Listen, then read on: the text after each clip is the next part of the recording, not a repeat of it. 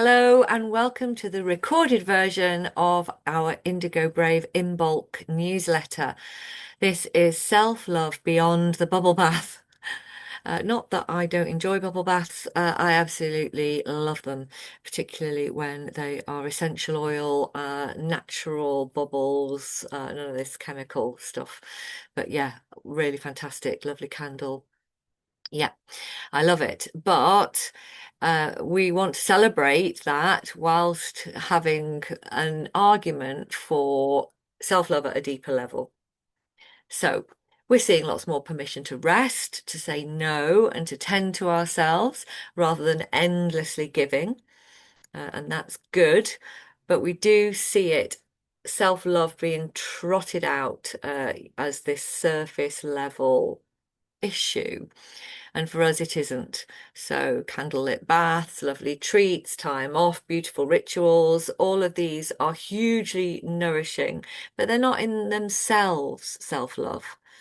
They are expressions, but without a deeper foundation, they're potentially just a temporary relief rather than genuine support. And they're not getting down to what Indigo Brave means by self-love.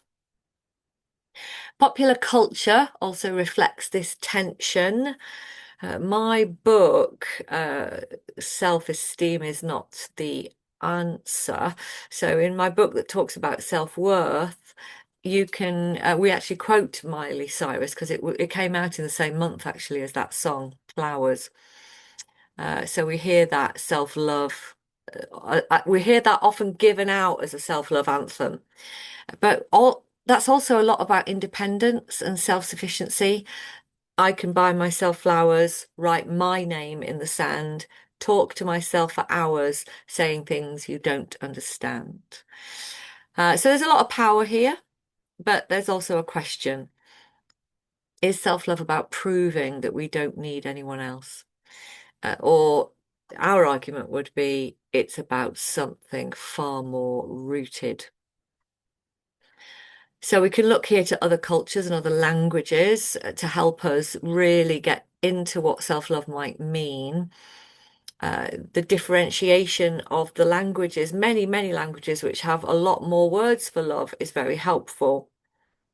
So the Greek concept of philotia offers a very useful distinction because it's not narcissism or indulgence. What it really is a true regard for one's own happiness and well-being.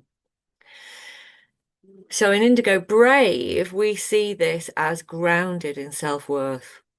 So having a regard for one's own happiness is about knowing your worth.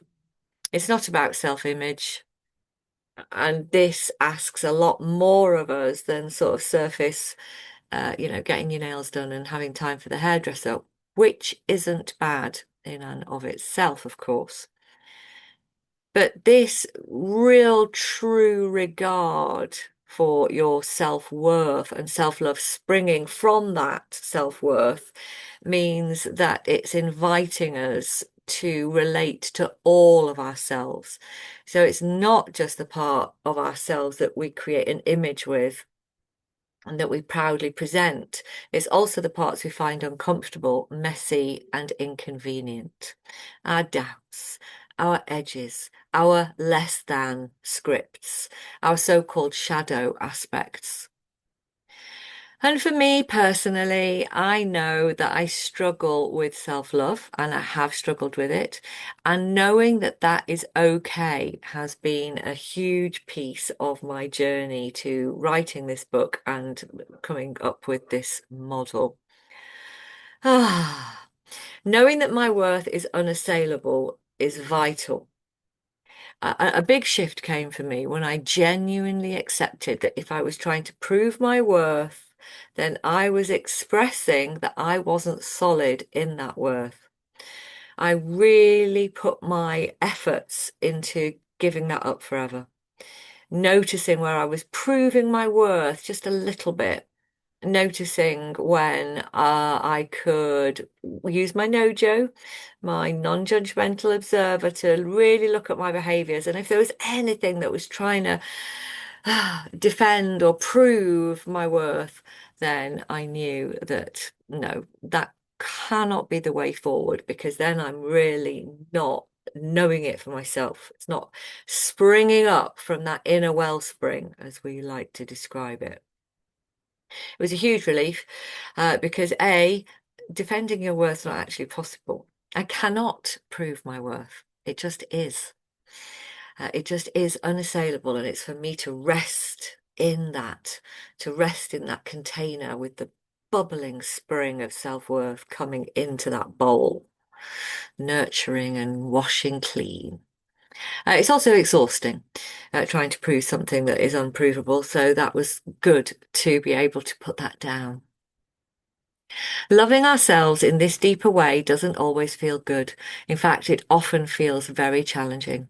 It requires great internal boundaries, difficult choices, and the courage to be honest about what is no longer sustainable in our lives.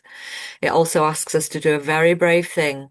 Can we listen to our own inner intelligence and grow our own trust in ourselves and our ability to know what is best for us? And that's regardless of what that outside reflection, outside validation might be saying.